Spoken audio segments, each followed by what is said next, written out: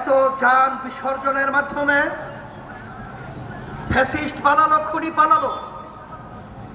আমাদের বাংলাদেশের মানুষের ছাত্র জনতা একটা বড় লক্ষ্য, একটা বড় উদ্দেশ্য ছিল। সে উদ্দেশ্যটা কি?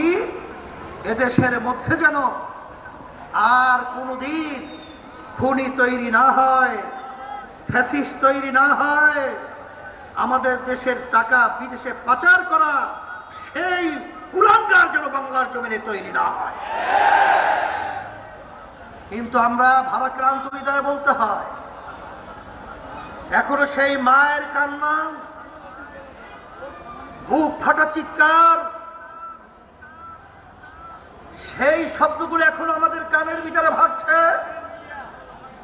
মা চিৎকার মেরে বলছিল, আজকে কয়েকদিন পর্যন্ত আমার সন্তান আমাকে মা বলে ডাক দেয় না। আমি ধিক্কার জানাই, আমি ঘৃণা করি সেই লোভীদেরকে, যারা এই সব ইতিহাস ভুলে, যারা ক্ষমতায় যাওয়ার জন্য, আজকে দেশকে শান্তি করার জন্য যারা চাঁদাবাজিতে লিপ্ত হয়েছে, টেন্ডারবাজিতে লিপ্ত হয়েছে, জায়গা দখলে লিপ্ত হয়েছে, ওদেরকে আমরা ধিক্কার জানাই, ঘৃণা জানাই।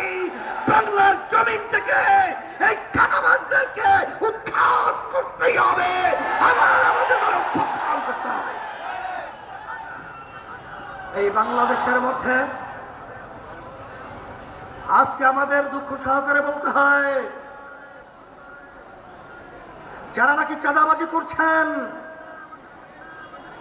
যারা আজকে এখনো বিদেশের সেই ইচ্ছা পূরণ করার জন্য যারা আজকে সুন্দর সুন্দর পুলিয়া ওড়াচ্ছেন, আমি সেই বাংলাদেশের ঘৃণিত শত্রুদেরকে বলবো, সেই জুলাই, সেই 5ই আগস্ট আবার আজকে আমরা স্মরণ করছি। হাজার হাজার মায়ের কোল খালি হয়েছে, হাজার হাজার আমাদের বাংলাদেশের মেধাবী মেধাবী ভবিষ্যৎ প্রজন্ম সন্তানগুলোকে যে উদ্দেশ্যে তাদের জীবন বিসর্জন করতে হয়েছে, আবার সেই চিত্র আমরা আবার বাংলাদেশে দেখব। এটা কখনোই সহ্য করা যায় না, এটা কখনোই মেনে নেওয়া যায় না।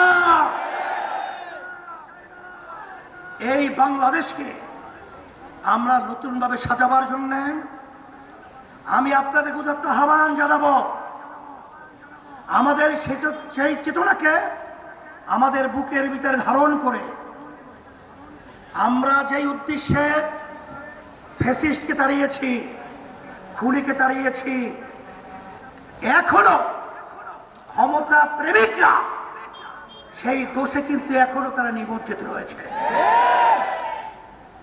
আমি তাদেরকে বলবো, আমাদের যুদ্ধ শেষ হয় নাই, আমরা এখনো রাজপথ ছাড়ি নাই। তোমরা বাংলাদেশকে মগের মূল্য পেয়েছো নাকি? না আমরা তোমাদের কাছে দেশকে ইজারা দিয়েছি।